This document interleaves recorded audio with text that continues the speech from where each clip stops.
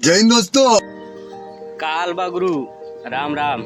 हम विजय बनारसी आप लोगों से एक गेम खेलना चाहते।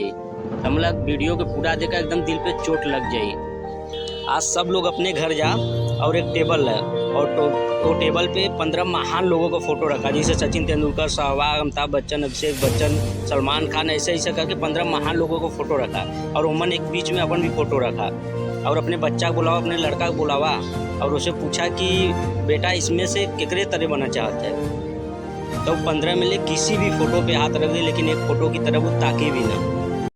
बात तो सही है। और वो फोटो केकर है वो सबके पता हो, आप सबके पता है। बात कहानी का, हंसी मजाक का, लेकिन दिल पे चोट लग जाए, तोरे जमीर पे चोट लग जाए, तो आप पूरी मार्कशीट फेल हो, तो आप पूरा ज्ञान फेल हो कि खुद का खून खुद जैसा नहीं बनना चाहता।